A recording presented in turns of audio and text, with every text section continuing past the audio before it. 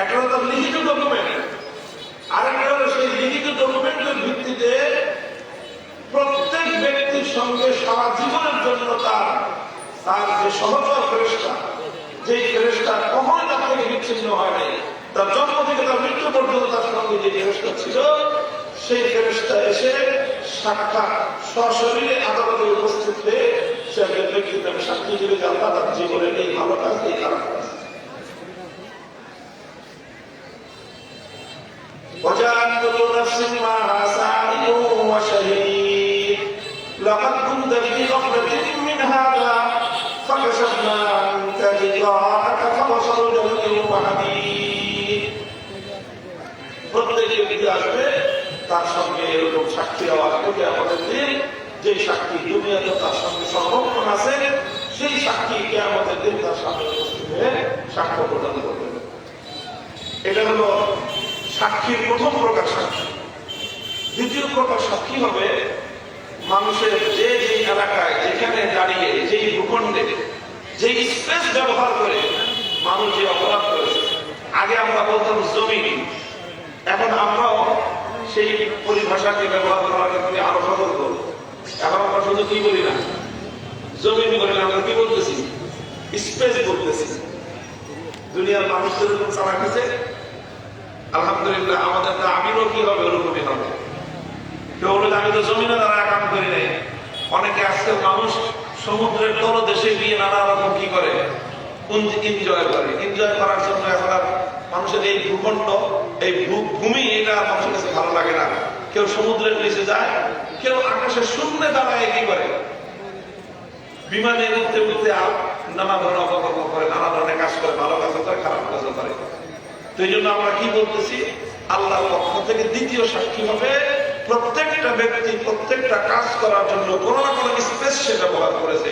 সেই স্পেসটা মাটির হোক, সেই স্পেসটা পানির হোক, সেই স্পেসটা বাতাসের হোক, সেই স্পেসটা মেঘের হোক, সেই স্পেসটা পাহাড়ের হোক, যেখানেই যে ব্যক্তি যে স্পেস ব্যবহার করে যে কাজটা করেছে, সেই স্পেসটাকে আল্লাহ পাক রব্বুল আলামিন কিয়ামতের দিন তার সাক্ষী হিসেবে সেটা উপস্থাপন করবে। এটা হলো দ্বিতীয় সাক্ষী।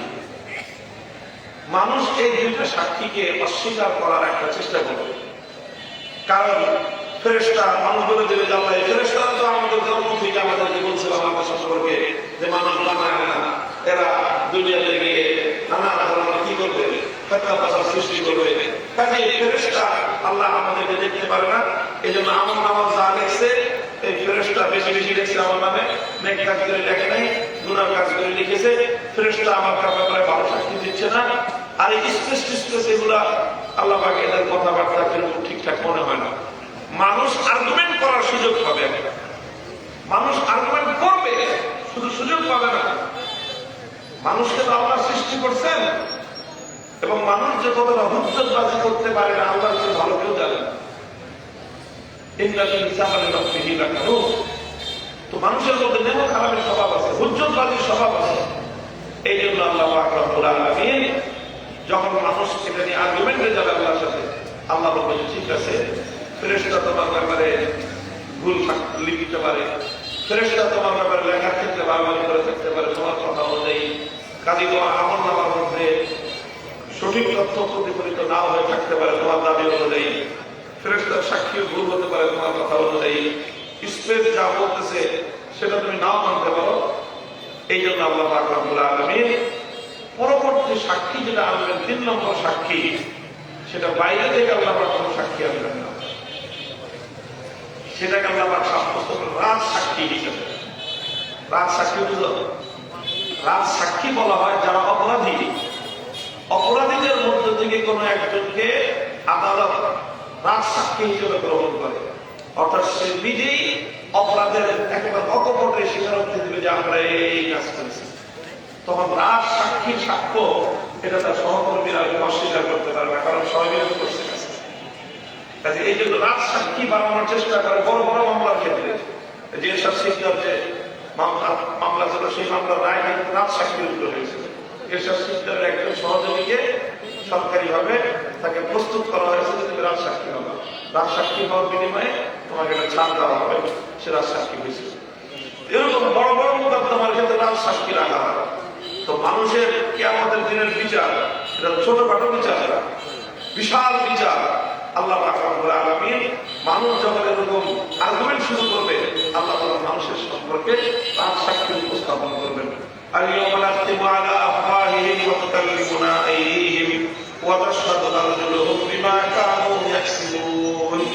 আল্লাহ সঙ্গে সঙ্গে মানুষের এই আর্গুমেন্টের জিহ্বা বাকশক্তি রহিত করে দিয়ে আমরা এই বাকশক্তিটাকে মানুষের সারা দেহের মধ্যে আল্লাহ ছড়িয়ে দিবেন। তখন মানুষের প্রত্যেকটা অঙ্গ প্রত্যঙ্গ মানুষের যাবতীয় কর্মকাণ্ডের ব্যাপারে সাক্ষ্য দিতে আরম্ভ করবে। তখন মানুষ চুপ হয়ে যাবে, স্তম্ভিত হয়ে যাবে।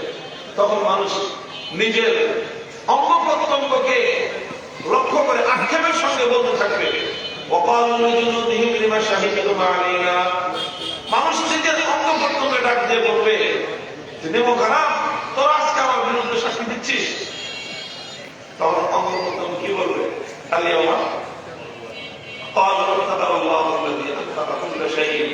আল্লাহ আমাকে স্বস্তি দিয়েছেন, নির্দেশ দিয়েছেন, কাজে আজকে আমার আপনার নির্দেশের বাইরে যাওয়ার ক্ষমতা।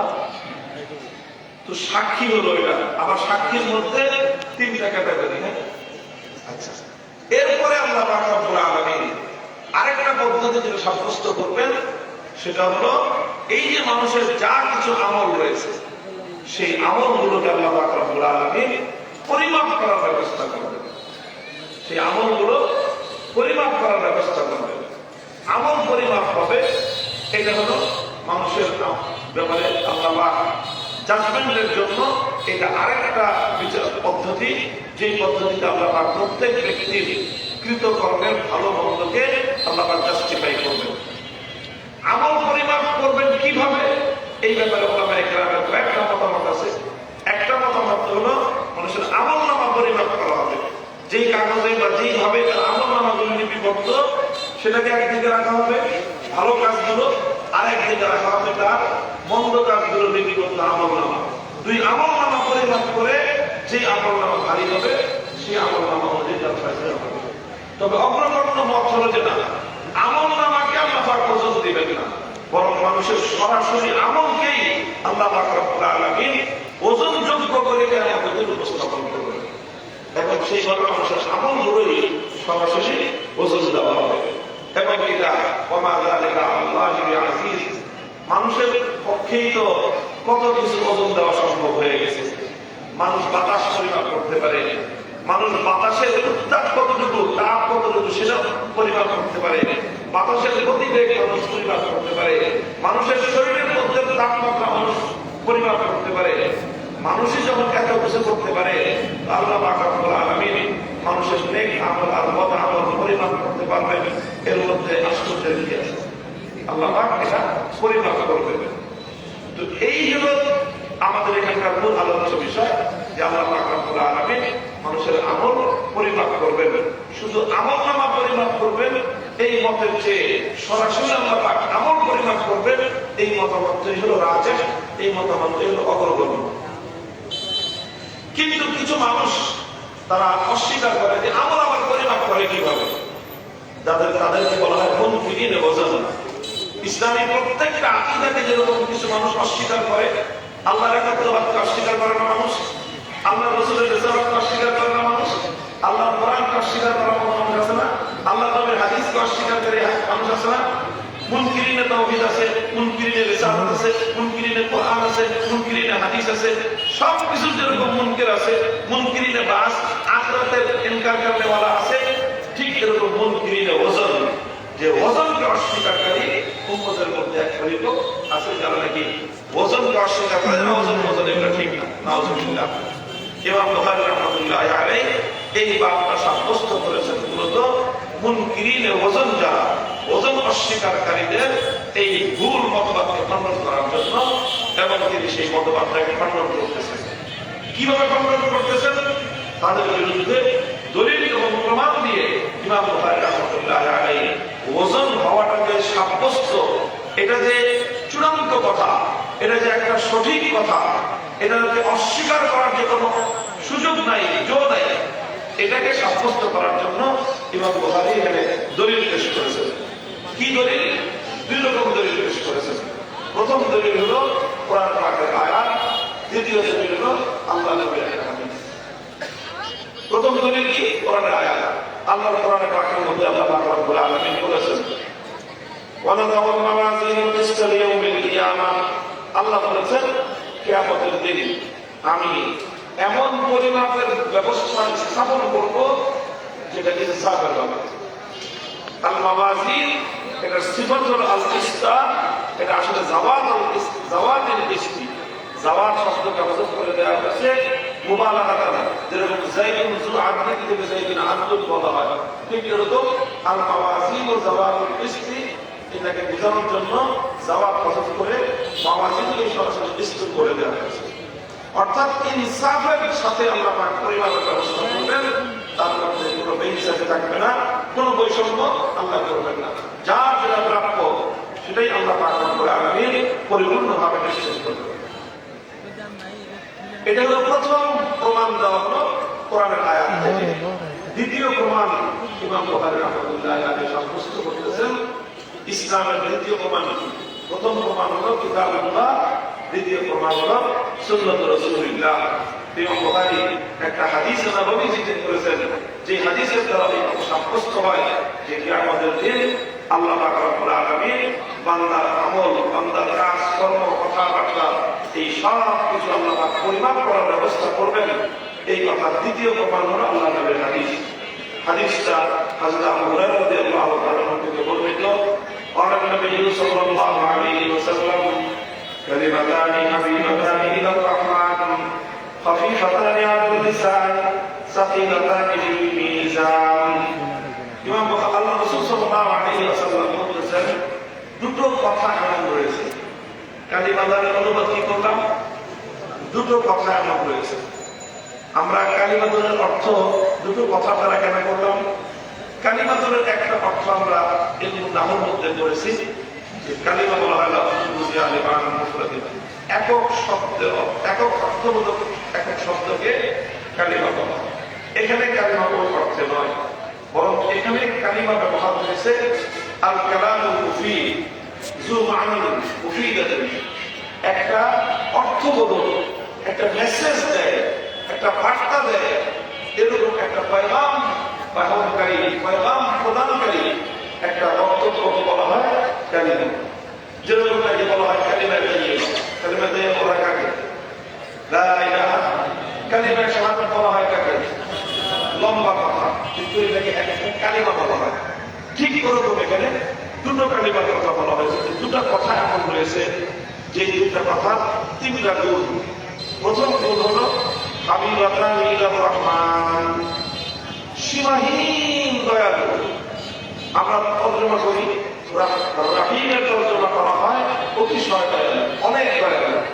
আর রহমানের তর্জমা করা হয় সীমাহীন দয়ালু, অর্থাৎ যার দয়ার কোনো সীমা পরিসীমা নেই, এমন জাত যে আল্লাহ তার কাছে অতি প্রিয়। এটা হলো এই কালিমাতুর প্রথম বৈশিষ্ট্য। দ্বিতীয় বৈশিষ্ট্য হলো খাফিফাতান আলাল লিসান, মুখে উচ্চারণ করতে সহজ। মুখে উচ্চারণ করতে সহজ তিন ভাবে। প্রথম হলো শব্দগুলো খুবই সংক্ষিপ্ত, অনেক লম্বা না, যে বলতে 5 মিনিট লাগবে, মুখস্থ করতে 3 দিন লাগবে, না, ছোট্ট। এই কারণে প্রথম এটা সহজ। দ্বিতীয় এর মধ্যে এমন কোন লফজি তালাফুজে কোনো কঠিন নেই, উচ্চারণ করতে সহজ কঠিন হবে এমন না। আর 3 নম্বর হলো যে অর্থ খুব সহজ, এমন না যে অর্থ তাকে করতে গিয়ে মনে কিন্তু লোক দেখতে হবে। শাব্দিক ভাবে সহজ, অর্থগত ভাবে সহজ, এবং পরিমাপের দিক থেকেও এটা সহজ, ছোট। খাফিফাতান আলাল লিসান, সহজ, মুখে সহজ, উচ্চারণে সহজ, এটা তার দ্বিতীয় বৈশিষ্ট্য। আর 3 নম্বর যে বৈশিষ্ট্য সেটাই এখানে আমাদের উদ্দিষ্ট মওজা ইস্তিশহাদ, সেটা হলো কি সাকিলাতান ফিল মিজান, নেকি বদলি পরিমাপ করার ব্যবস্থার ক্ষেত্রে এই দুটো কথা অনেক বেশি ভারী হবে। বাংলায় আমরা বলি যে মরিচ ছোট কিন্তু ঝাল বেশি, মরিচ ছোট কিন্তু ঝাল বেশি, এই কথাটার মধ্যে একটা আকর্ষণ আছে।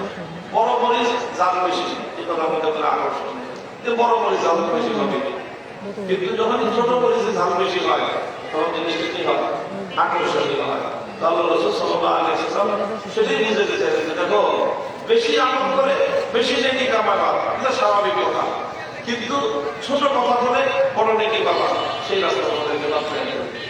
আকর্ষণ সৃষ্টি হলো, নবীজি এখানে একটা আকর্ষণ সৃষ্টি করলেন, খফীফাতানি আলাল লিসান সাকিলাতান ফিল মিজান, অর্থাৎ সময় কম, মেহনত কম, পরিশ্রম কম, খরচ কম, লাভ বেশি। খফীফাতানি আলাল লিসান সাকিলাতান ফিল মিজান, তাহলে বোঝা গেল এই দুটো শব্দ মিজানের মধ্যে ভারী হবে। তবে যে জিনিস যেমন ভারী হতে পারে তার বিপরীত জিনিস হালকা হতে পারে, তাহলে বোঝা গেল মানুষের আমলের মধ্যে ভারী এবং হালকা হওয়ার সিফাত এবং বৈশিষ্ট্য আছে। সুতরাং ভারী এবং হালকা হওয়ার যে বৈশিষ্ট্য আছে সেটা কেমনে সাব্যস্ত হলো, যদি ওজন না হবে তো বোঝা গেল যে আমল কি করা হবে, ওজন করা হবে। শব্দ দুটো কি, কথা দুটো কি? এক নম্বর কথা হলো সবাই বলেন সুবহানাল্লাহি ওয়া বিহামদিহি, দুই নম্বর কথা হলো সুবহানাল্লাহিল আযীম, সুবহানাল্লাহি ওয়া বিহামদিহি, সুবহানাল্লাহিল আযীম। ইমাম বুখারী রাহমাতুল্লাহ আলাইহি কিতাব শুরু করেছিলেন হাদিসুন নিয়াত দ্বারা, নিয়তকে খালেস করো, আর কিতাব শেষ করতেছেন মিজানের পাল্লা ভারী হওয়ার দ্বারা।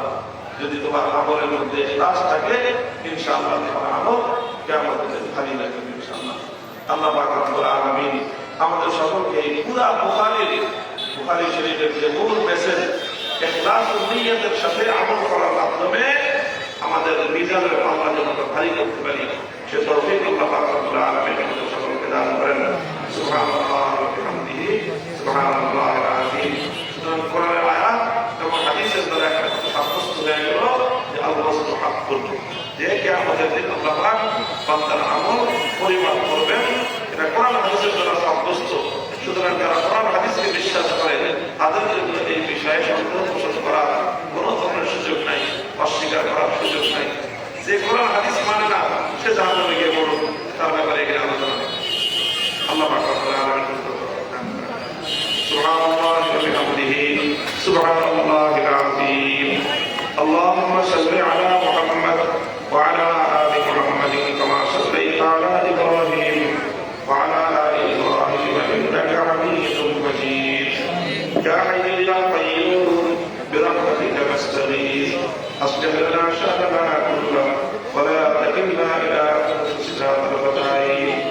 لا العالمين يا رب العالمين আমাদের সকল ছেলেরা আল্লাহ দীর্ঘ বছরের পর বছর মেহনত করে আল্লাহ এই পর্যায়ে উপনীত হয়ে সারা বছর আপনার হাদিস, আপনার নবীর হাদিসগুলো পাঠ করে আল্লাহ তারা শিক্ষা জীবনের শ্রেষ্ঠ উপনীত।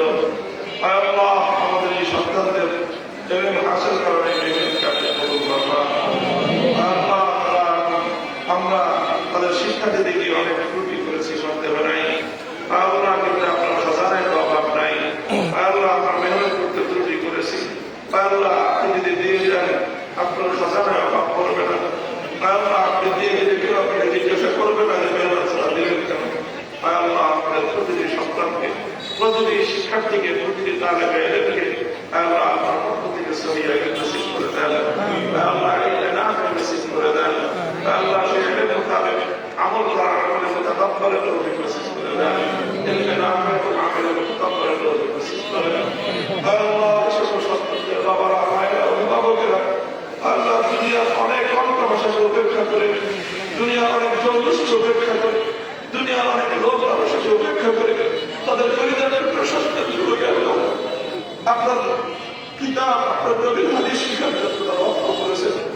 আল্লাহ সকল বাবা মাকে আল্লাহ আপনার উত্তম বিনিময় দান করে আল্লাহ সেই সকল বাবা মায়ের এই আমানত আল্লাহ যথাযথ হেফাজত করেন। আল্লাহ সেই সকল বাবা মা অভিভাবকদের খুলুসের দিকে আমরা তাকিয়ে আপনি সন্তানদের দিনের জন্য এই মাদ্রাসাকে মাদ্রাসাকে আপনি কবুল করবেন। আলিম আলিয়া সব দিক তারা উন্নতি দান করুন। আল্লাহ মাদ্রাসা যারা সভাপতি রয়েছেন আল্লাহ তাদের সকল বড় মুসিবত থেকে আপনি হেফাজত করবেন। মাদ্রাসাতে সহযোগিতা দিতে আল্লাহ আপনি সহযোগিতা করেন। আল্লাহ মাদ্রাসা সাহায্যকারীদের জন্য আপনি সাহায্যকারী হয়ে যান। আল্লাহ যারা মাদ্রাসার বিরোধিতা করে আল্লাহ যারা সারা দুনিয়া সকল শক্তি মিলে আল্লাহ এই সকল ক্ষুদ্র মাদ্রাসা মাদ্রাসাগুলোকে ধ্বংস করতে চায়। তাদের মোকাবেলা করার জন্য শক্তি আমাদের হাতে নাই। আপনার পুত্রকে আমাদের সামনে হাত করে দেন। সমস্ত বিশ্বের সকল অপশক্তির মোকাবেলা আপনি করেন, আপনি মোকাবেলা করেন, আপনি আমাদেরকে হেফাজত করেন। আপনার সহির দিনের সহির হাত আপনার সহির তরিকা আমরা ধারণ করার জন্য এই মাদারসগুলো অবশিষ্ট আছে। আমরা এই মাদারসগুলোকে আমরা অবশিষ্ট হই, আমরা সে হিম্মত দান করেন, হেফাজত করেন সকল ফিতনা ফাসাদ থেকে। কত মানুষ এই মুবারক মজলিসে উপস্থিত হয়েছে, আল্লাহ অনেক আশা নিয়ে আকাঙ্ক্ষা নিয়ে আপনার শাহিদ করে হাত তুলেছে। আল্লাহ দিন অভিজ্ঞতার আলোকে বুখারী শরীফ খতমের পরে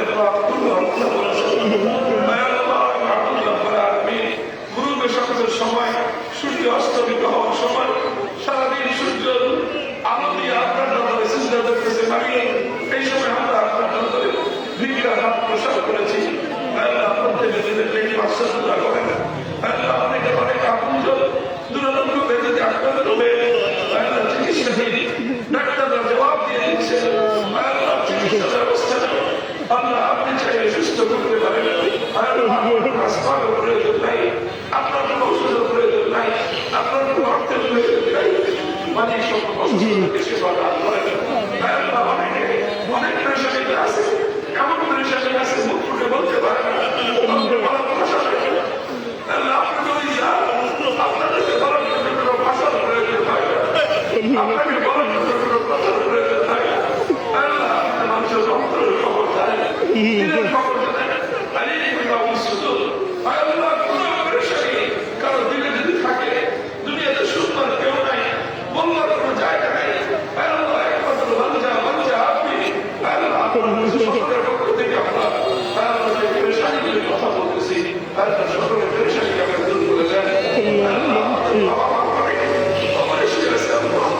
জানি না মমতা কেমন আছে,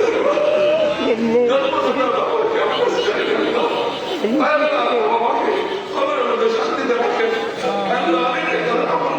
গুলিজনের সন্তানকে কবরে শুয়ে আসছে, সেই সন্তান একটু ঘুমাইতে না পারলে মায়ের ঘুম হইবে না, বাবার ঘুম হইবে না, সেই বাবা নিজের হাতে নিজের সন্তানকে কবরে শুয়ে আসছে। সেই বাবার সন্তানকে সারা আকাশের সাথে রাখেন। সকল মুসলমানদেরকে মুমিন নারী পুরস্কার দেশের উপরে শাস্ত্র অনেক মানুষ অনেক রক্ত দিয়েছে, অনেক ব্যবস্থা দিয়েছে, হাত থেকে আমাদের দেশের প্রতি যেভাবে আপনি হেফাজত করবেন, ইসলামের মধ্যে বাধা করুন, ইসলামের ঘাঁটি হিসেবে আপনার দেশকে আপনি কবুল করবেন।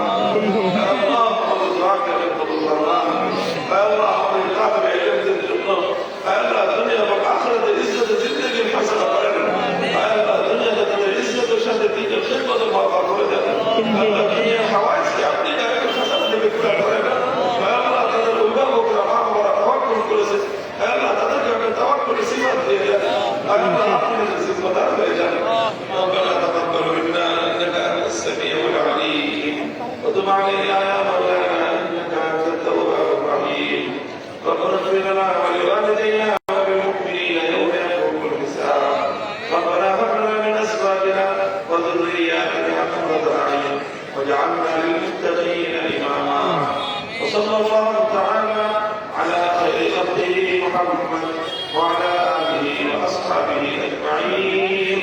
سبحان ربك رب العزة عما يصفون وسلام على المرسلين والحمد لله